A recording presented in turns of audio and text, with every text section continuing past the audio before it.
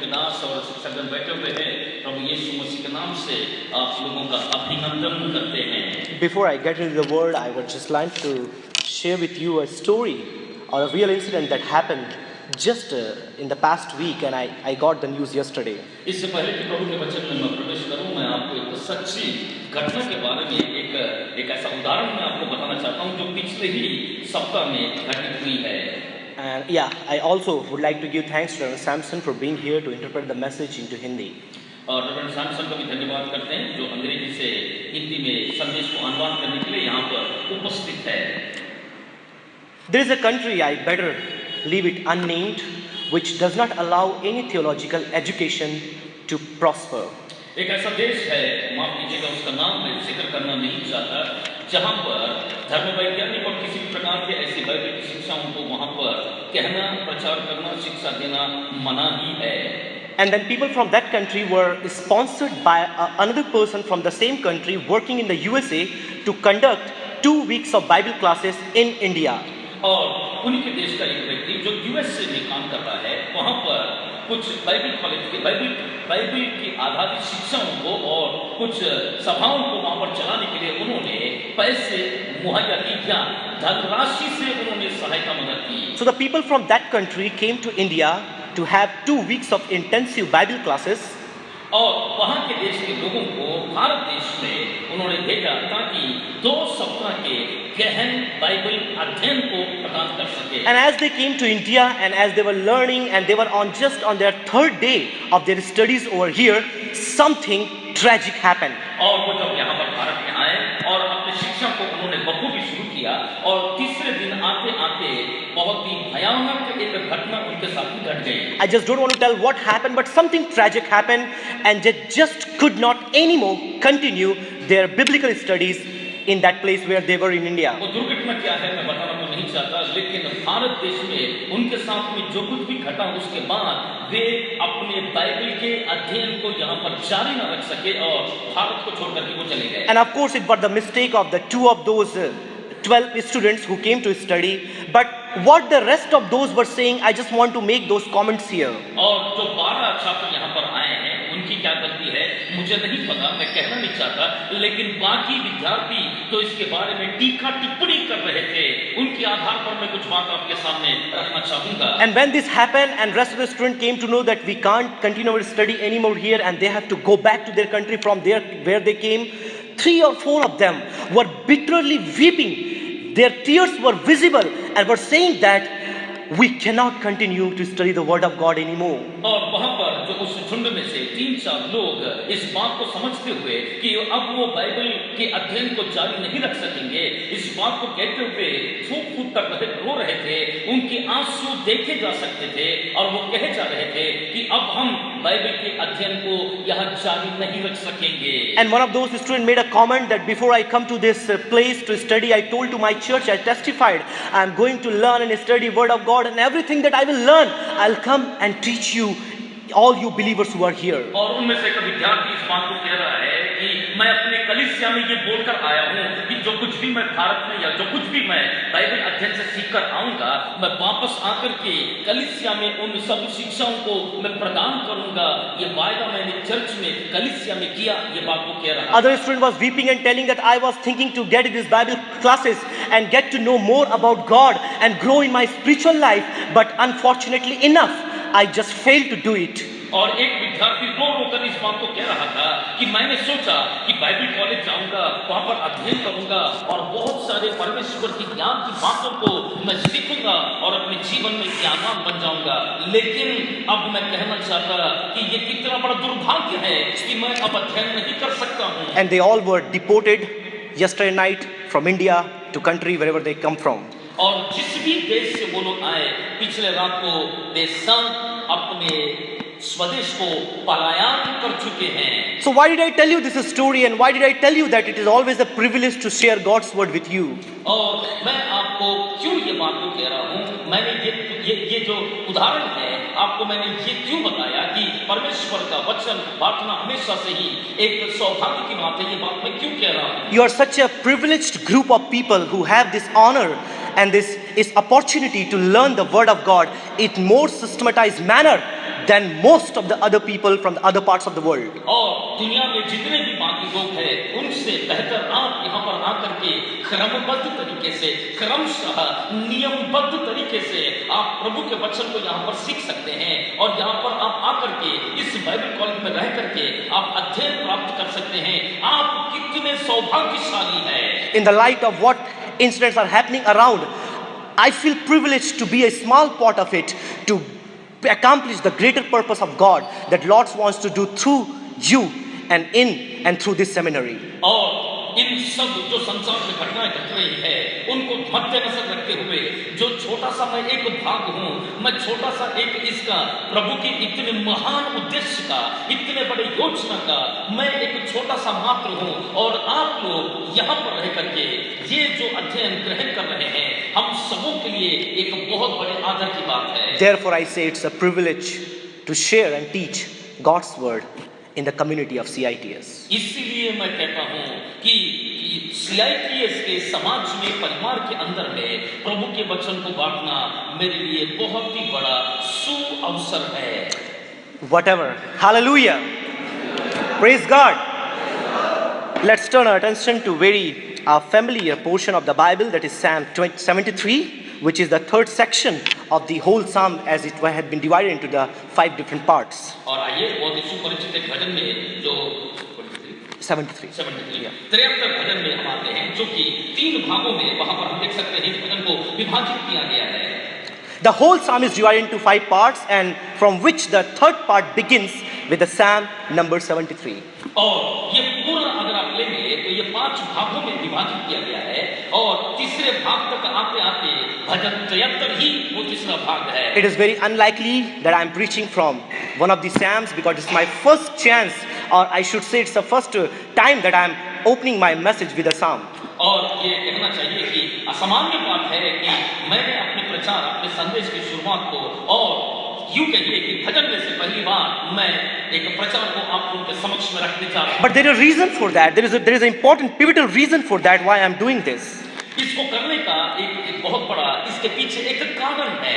And as I entitle my sermon, hopefully this will unfold before your eyes. और जब मैं अपने संदेश की शुरुआत को करता हूँ, आशा करता हूँ कि ये आपकी दृष्टि को खोल कर रख देगा। Goodness of God in the light of badness of lives.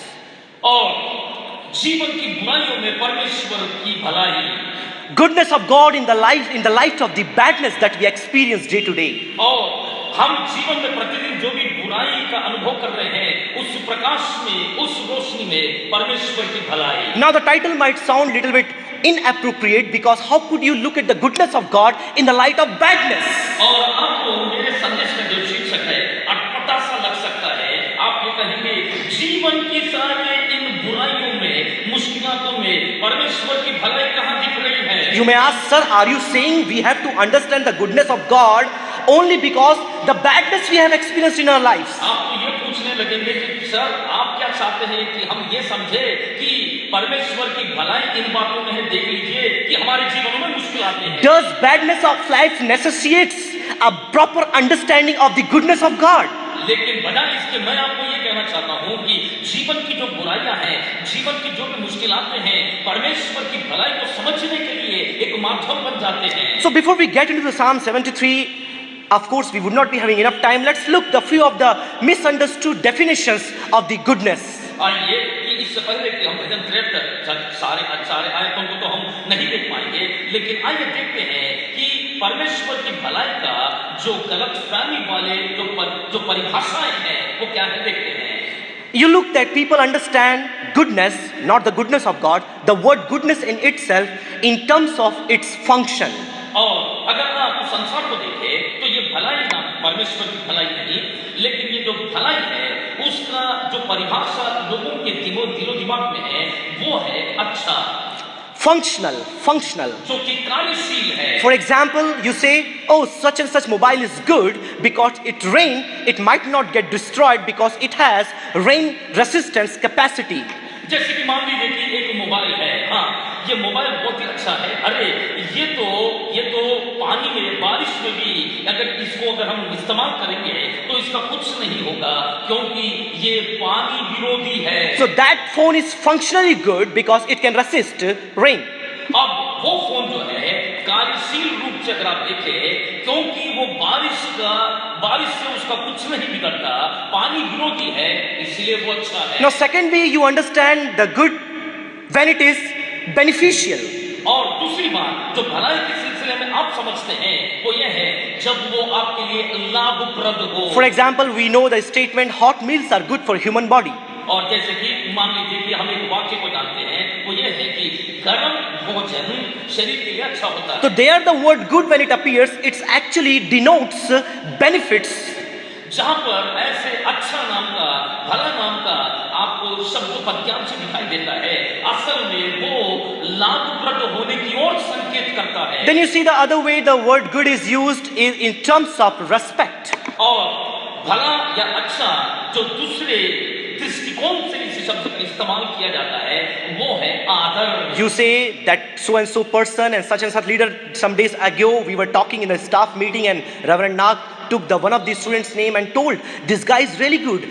So when he used the word good, it actually denotes that the so and such a person has a good name. जैसे कि मान लीजिए कि हम बातें करते हैं व्यक्तियों के विषय में, जैसे कि टीचर्स के मीटिंग में हम लोग चर्चा कर रहे थे, रेवरेंड नाग ने एक बात को कहा कि फलाना विद्यार्थी अच्छा है। जब रेवरेंड नाग ने ये कहा कि वो अच्छा है, असल में वो ये बात को अंकित सूचित करना चाहते हैं कि ये व्यक्ति आदर योग्य है।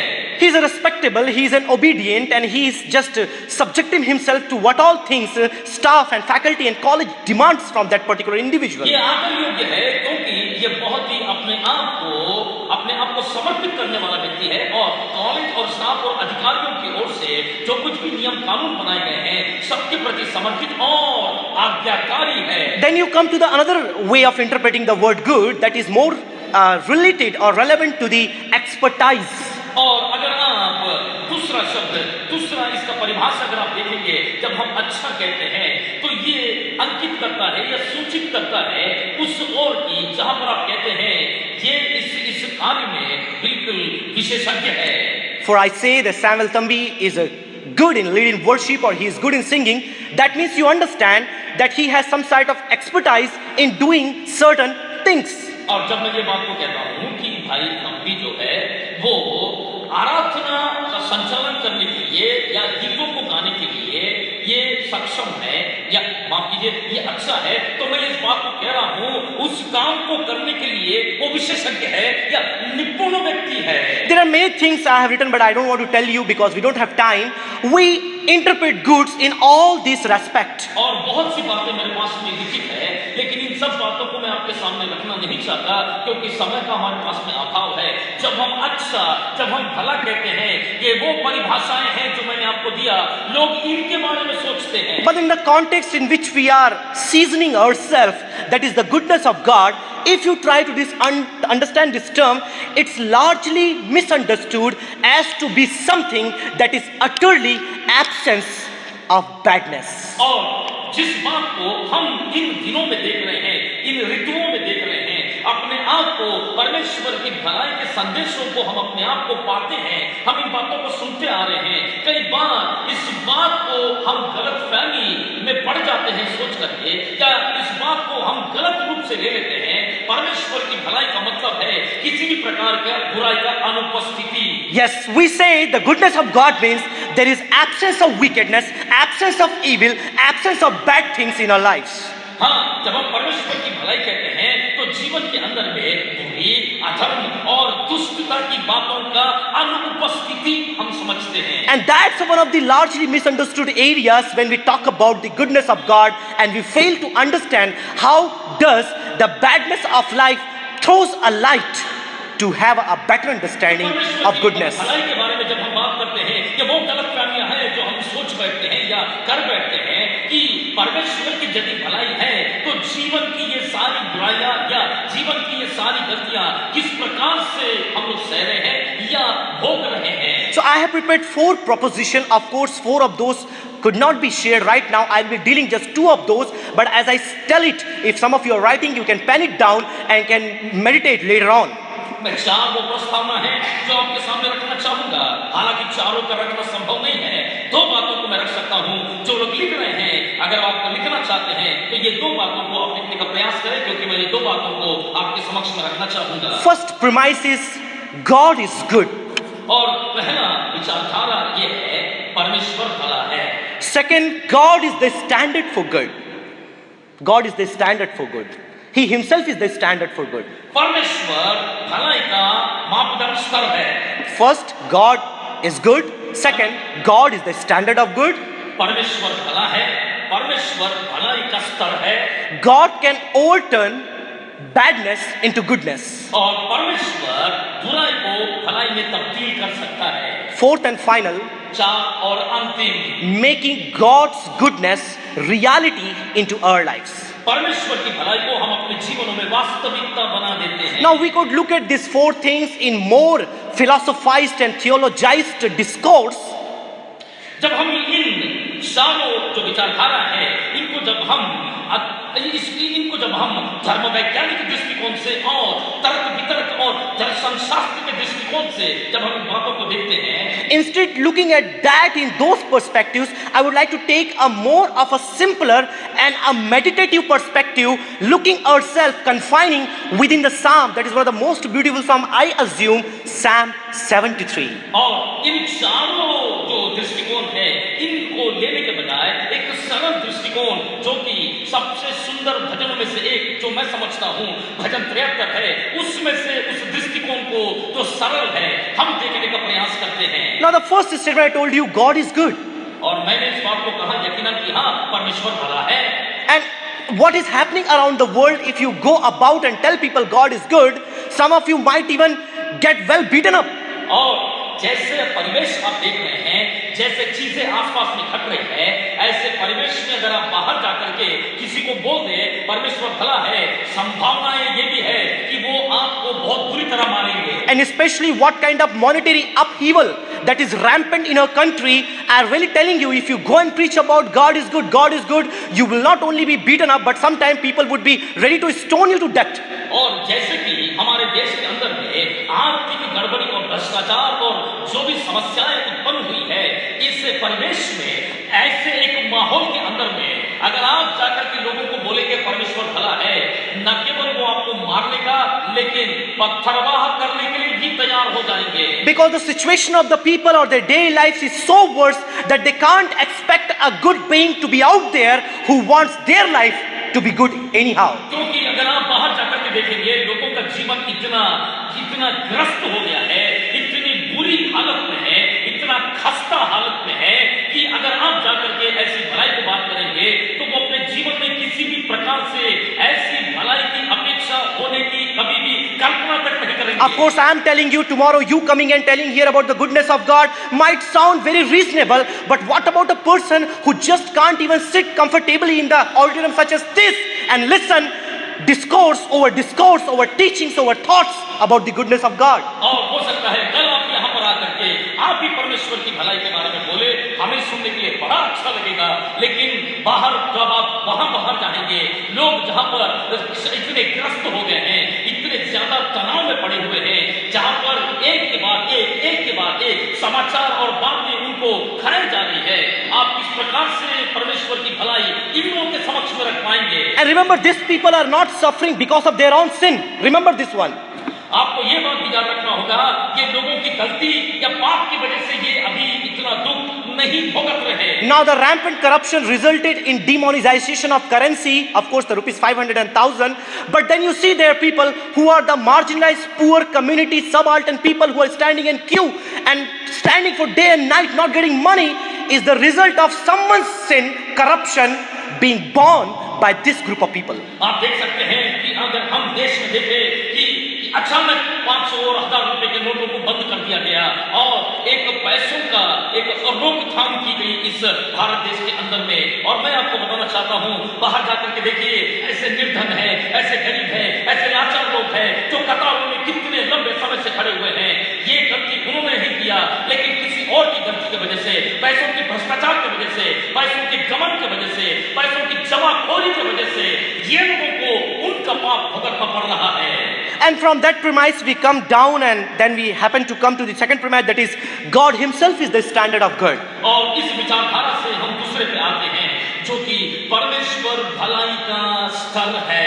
And when you look at this particular thing that God himself is good, we remember a beautiful story. Of course, Pastor Mark was also talking about this, that a rich ruler comes to Jesus and tells him that, a good master, what should I do to inherit eternal life? और जब हम इन बातों को देख रहे हैं, जब हम इन बातों के ऊपर में विमर्श कर रहे हैं, तो मैं आपको एक बात बताना चाहता हूँ, एक उदाहरण मैं आपके सामने प्रस्तुत करना चाहता हूँ कि हालांकि पास्टर मार्क ने भी ये उदाहरण को हमारे समक्ष में रखा, जहाँ पर एक धनवान प्रभु यीशु मसीह के पास में आकर के उससे पूछता है, हे उत्तम गुरु, परमेश्वर के राज्य में प्रवेश करने के लिए मुझे क्या करना होगा? Then Jesus replies to him, tells him, why do you call me good? There is none but God. यीशु मसीह ने उसे उत्तर देते हुए कहा, तू मुझे उत्तम क्यों कहता है? क्योंकि केवल एक ही उत्तम है, तो परमेश्वर है।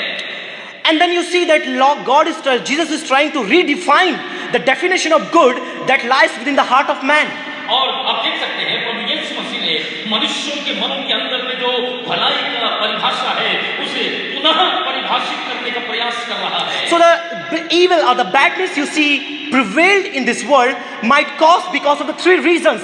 और आप संसार के अंदर में, विश्व के अंदर में जो व्यापक बुराई और दुष्टता, अधर्म को जो देख रहे हैं, इसके पीछे तीन कारण हो सकते हैं। How God can be good despite the badness in the world. पूरे संसार भर में इतनी बुराई, अधर्म, कुकर्म होने के बावजूद परमेश्वर कैसे भला हो सकता है? First, sin in itself is infectious. पहली बार, पाप अपने आप में फैलता है या फिर ये इधर-उधर फैलने वाला है। Sin has always a series of impact or the consequences for the forthcoming generation. क्योंकि ये पाप संक्रमित करने वाला है, इसलिए अपने आप में ये एक श्रृंखला को तैयार करता है, जिसमें कि ये अपने आप श्रृंखलाबद्ध तरीके से कड़ी दर कड़ी ये आने वाले पीढ़ियों तक फैलता चला जाता है। Since man is a relational being, and when they commit sin, the consequence of sin also turns out to be relational. और क्योंकि मनुष्य जाति क्योंकि संबंध रखने वाला, ये संबंधों वाला है, इसीलिए जब पाप होता है तो ये संबंधों के ऊपर में असर पड़ता और ये आगे बढ़ता जाता है। So you see someone else in the other corner of the world doing corruption, and somebody else on the other part of the world is reaping the fruits of that corruption. आप देख सकते हैं कि संसार के किसी और कोने में, किसी और तरफ में किसी ने पाप किया होगा, लेकिन किसी और को इनके परिणामों को भुगतना पड़ता है। And then you move forward and see that sometimes our own wrong steps that we take in our life, decisions, causes us to face the consequence of sin that we have committed. कई बार हम अपने जीवन में देखते हैं कि हम अपने जीवन में ऐसे कुछ गलत कदमों को उठा लेते हैं, ऐसे कुछ गलत कामों को कर लेते हैं, जिसकी वजह से हमें इसके परिणाम स्वरूप हमें ये पाप को झेलना पड़ता है। We end up experiencing badness in our day-to-day life. और हम अपने दैनिक, अपने प्रतिदिन के जीवन में बुरे और बुरी बातों का अनुभव करते चले जाते हैं। Third and final, it is more closer and more relevant to the believers only in this setting. और तीसरा जो है वो हमारे इस विश्वासियों के परिवेश में ये ठीक से बैठता है। That God puts us sometime in certain situations for certain reasons. One of those could be develop our faith, bring us back to Him, and keep us away from sinful activities. और कई बार परमेश्वर ऐसे परिस्थितियों को हमारे जीवन में उत्पन्न करता है ताकि हमारे विश्वास को दृढ़ कर सके, हमें वापस प्रभु में ला सके, और ऐसे कुछ कामों को वो करता है ताकि हम उन पापों से अपने आप को परे और दूर रख सके। Examples you have in the Hebrews when it says, as a father corrects his child, sometime by chastisement and sometime by disciplining, so that God does to the one whom He loves. जैसे कि आप इब्रानियों की पत्री में देख सकते हैं, परमेश्वर का वचन हमसे कहता है कि जैसे पिता अपने पुत्र को सुधारने के लिए, ठीक करने के लिए ताड़ना देता है, कई बार हमारा पिता परमेश्वर भी हमें बच्चे जान करके हमें भी ताड़ना देता है। Now, after setting the stage for all these, how the goodness of God can be understood in the light of badness, let's move to this particular psalm where we can learn some of the distorted perspective about the goodness of God that we as believer can and may have developed. और आइए इन सारे विचारधारा, इन सारी कल्पनाएं और इन सारे परिभाषाओं के बाद हम आते हैं भजन 73 में देखते हैं कि विश्वासी होने के बावजूद भी कई बार परमेश्वर की भलाई के सिलसिले में कि हम ऐसे बुरे संसार में, ऐसे दुष्ट और अधर्मता में रहते हुए हम कैसे परमेश्वर की भलाई को अपने जीवन में देख सकते हैं, इसके सिलसिले में कई बार हम गलतफहमियां कर सकते हैं. Like many of us, or maybe may not be like us, we have the misconception of good. The man called Asaph, who is the writer of this song, also had, but thank God he does not end this psalm with a misconception, but clarifies towards the end of it. और हम में से जैसे कि बहुत तेरे हो सकते हैं, बहुत तेरे नहीं भी हो सकते, लेकिन अगर यहाँ आसाफ को देखेंगे तो उसने भी इसी प्रकार से शुरुआत की और उसका भी दृष्टिकोण इसी प्रकार से था. परमेश्वर का धन्यवाद. निष्कर्ष में पहुंचते पहुंचते वो गलतफहमी में अपने इस भजन को समाप्त नहीं करता. So this psalm has almost 28 verses. तो आप देखेंगे तो इस भजन में 28 आयतें हैं. We don't have time to read all of those things, but I have divided them into 4 separate categories. इन सबको पढ़ने का हमारे पास में समय नहीं है, लेकिन इन सबको मिला करके मैंने 4 भागों में श्रेणीबद्ध किया है. And first 3 of those are distorted perspective, and the final one is what the true, genuine, biblical, theological perspective when we talk about the goodness of God. और पहले 3 को अगर आप देखेंगे, विचलित कर देने वाला, परेशान कर देने वाला, तोड़ने वाले 3 दृष्टिकोणों को देख सकते हैं. लेकिन अगर आप अंतिम देखेंगे तो वो धर्म वैज्ञानिक के रूप से और तर्क वितर्क के आधार पर अंत में सही जान पड़ता है. Let's read the verse number 3 of that. और आइए हम तीसरे आयत को पढ़ते हैं. Asaph says, "For I was envious of the boastful when I saw the prosperity of the wicked." और आसाफ यूं कहता है, क्योंकि जब मैं दुश्मनों का कुशल देखता था तब उन घमंडियों के विषय डाहा करता था.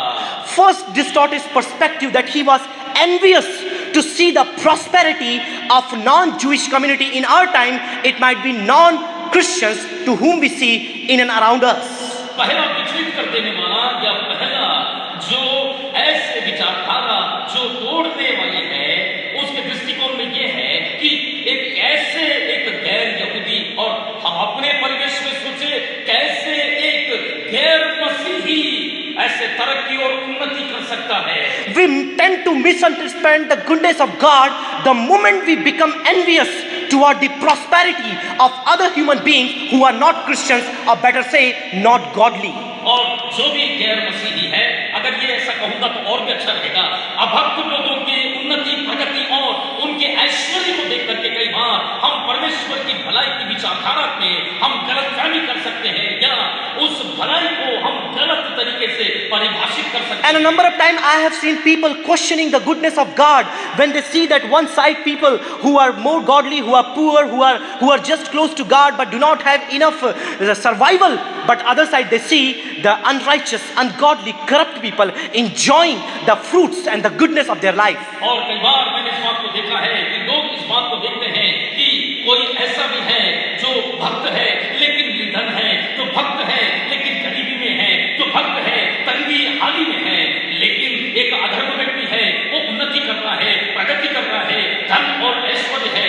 ऐसे दोनों चीजों को देख करके कई बार हम अपने मनों के अंदर में विचलित होने लगते हैं. And don't think that we won't treat like, we don't think like Asaph. Now Asaph was not a normal man. He was a worship leader. He used to be in the temple of God, and he was regarded one of the best singers among the choirs of the Israelites. आप आसाफ को कोई मामूली व्यक्ति ना समझे. आसाफ एक आराधना का संचालन करने वाला व्यक्ति था. परमेश्वर के भवन के अंदर में जो आराधना के मंडली का जो झुंड था, उसका अगुवाई करने वाला एक प्रमुख ये मंडली का अगुवा. He has produced some of the best psalms of the whole compilation of the psalm. अगर आप पूरे भजनों के निर्माण को देखें, उनमें से कुछ बेहतरीन भजनों को आसाफ ने लिखा है. So what does he teach us? He teaches us, let us not become envious when we see the prosperity of other human beings. और वो क्या बताता है? अन्य और दूसरे मनुष्यों के, अन्य लोगों के उन्नति, प्रगति या उनके ऐश्वर्य को देख करके हम अपने अंदर में ईर्ष्या, जलन न रखें. And from there he quickly moves to the verse number 13 and 14. He talks about the second distorted perspective that he had developed when he saw badness in his life and goodness in the life of non-Jewish communities. और 13वें और 14वें अध्याय में अगर आप देखेंगे, आयत में अगर आप देखेंगे, वहां पर एक और ऐसी विचारधारा है जो बहुत ही विचलित और परेशान करने वाली है, जहां पर वो इस बात को कहता है कि जो गैर यहूदी है उन लोगों के जीवन में वो तरक्की, प्रगति और शांति और अच्छी बातों को देख रहा है, लेकिन उनके खुद के जीवन में वो ऐसी चीजों को नहीं देखता। Verse 13 and 14, surely I have cleansed my heart in vain and washed my hands in innocence. For all the day long I have been plagued and chastened every morning. निश्चय मैंने अपने हृदय को व्यर्थ शुद्ध किया और अपने हाथों को निर्दोषता में धोया है, क्योंकि मैं दिन भर मार खाता आया हूँ और प्रति भोर को मेरी ताड़ना होती आई है।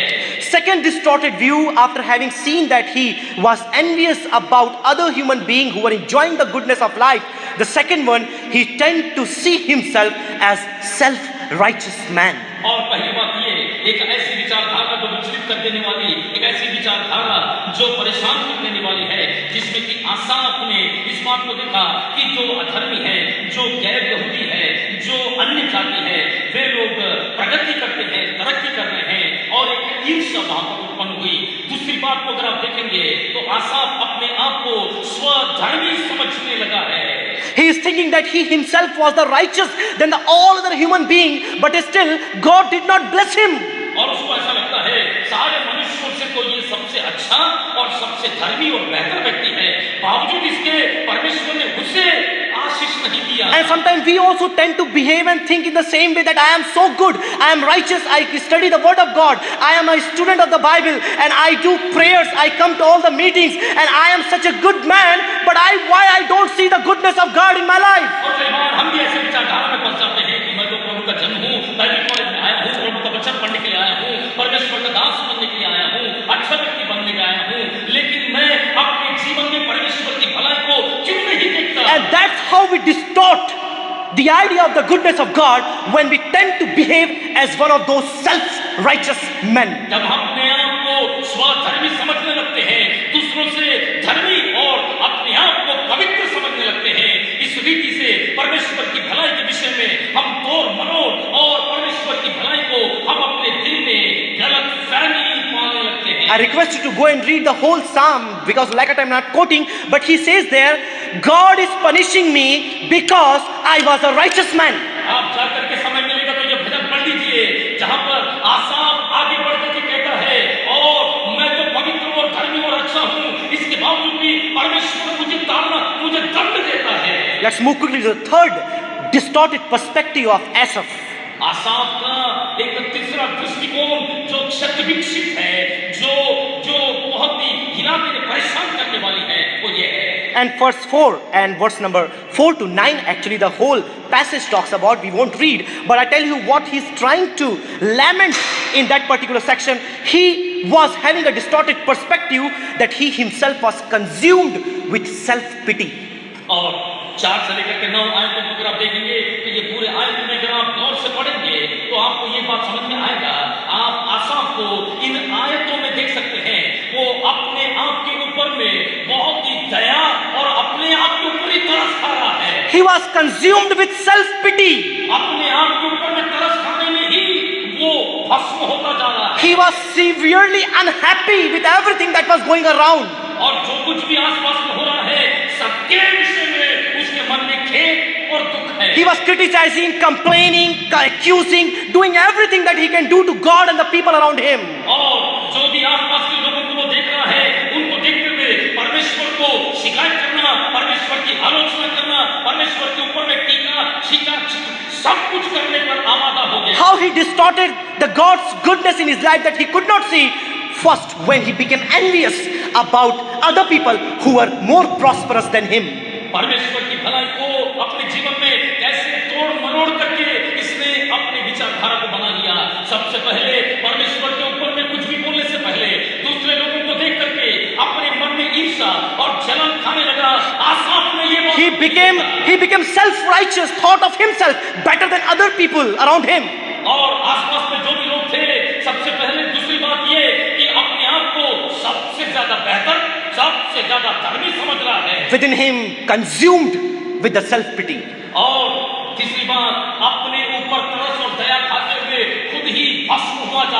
But thank God for this man of God. He does not end his word up there, but he tells when he went to the presence of God, how his distorted view of the goodness drastically changed. लेकिन प्रभु का धन्यवाद, ये पहले 3 विचारधाराओं के साथ में वो आगे बढ़ता ना गया और वो भजन को समाप्त नहीं किया।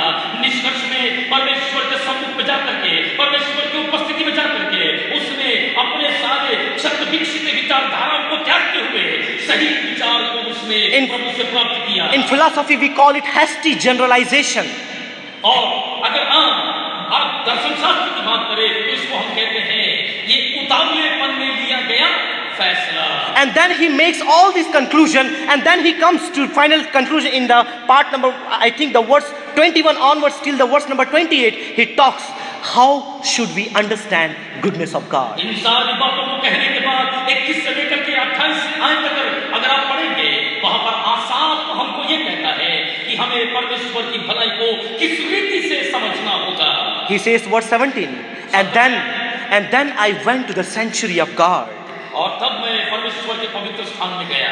And then the two disparity between the goodness of God understood by the carnal human being and the goodness of God understood by the man who is in the presence of God, godly presence, godly person, there comes a dividing factor. और यहाँ पर जब वो परमेश्वर के पवित्र स्थान में गया तो दो लोगों के दृष्टिकोण में एक अंतर आ गया है। एक अंतर है कि वो मनुष्य जो शरीर के अंदर में है, मनुष्य जो सांसारिकता वाला है, उसका परमेश्वर की भलाई के सिलसिले में दृष्टिकोण, एक और व्यक्ति का दृष्टिकोण जो परमेश्वर की भलाई के सिलसिले में जो पवित्र है और प्रभु के सम्मुख में प्रभु के पवित्र उपस्थिति में खड़ा है। इन दोनों के बीच में एक विचारधारा है जो दोनों को अलग करती है। Fourth and final, let's read the verse number 28 and end my words here. But it is good for me to draw near to God. I have put my trust in the Lord God that I may declare all his words. और चौथी बात और अंतिम बात, जो उसके सारे क्षत विकसित और उसके सारे परेशान कर देने वाले, विचलित कर देने वाली विचारधाराओं को एक तरफ में करते हुए सही मनोभाव और सही विचारधारा में जो वो उतर आया 28वें आयत में अंत में वो कहता, परंतु परमेश्वर के समीप में रहना यही मेरे लिए भला है। So though you see people around you are prospering and you are in suffering, you see people around you who have everything that you do not have, but if you are near to God, let that become the most and best good that you can ever experience as a human being. और आसपास के लोग, संसार के लोग, इधर उधर के जो लोग उन्नति कर रहे हैं, प्रगति कर रहे हैं, लोगों का क्या हो रहा है, वो कितने ऐश्वर्यवान बन रहे हैं, उन बातों को नहीं, लेकिन परमेश्वर के आप कितने समीप में हैं, इस बात को जांच में पड़ताल करते हुए अपने आप को परमेश्वर के ज्यादा समीप में पा करके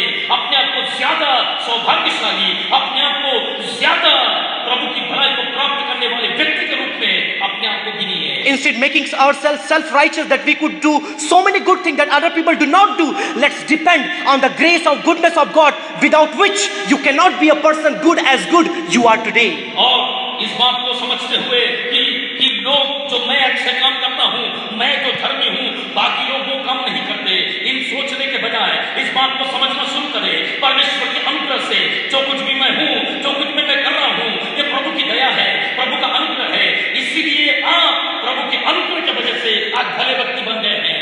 If you could be close to God, that's the best goodness of God you can experience in your life. अगर आप परमेश्वर के समीप में रहे, परमेश्वर के करीब में रहे, प्रभु की उपस्थिति में रहे, वो सबसे अच्छी भलाई है जो आप प्राप्त कर सकते हैं। May the Lord bless us all by the hearing and the speaking of His word. Thank you. इस वचन के सुनने और सुनाने के द्वारा से प्रभु हमें आशीष दे।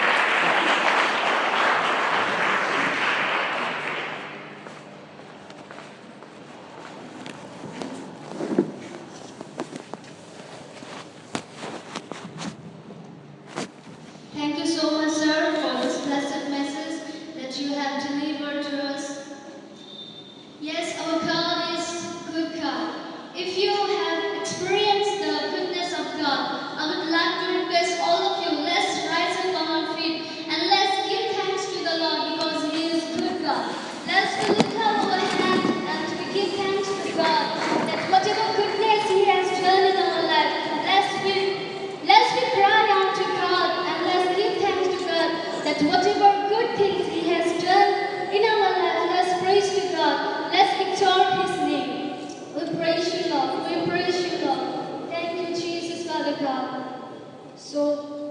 This time, I would like to request for the benediction.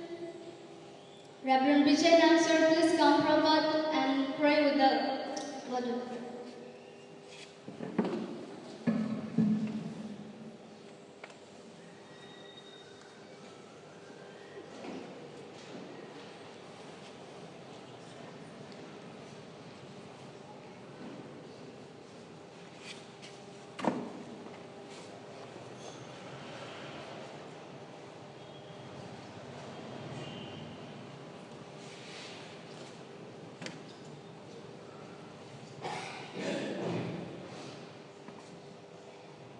Let's look unto the Lord with the word of prayer.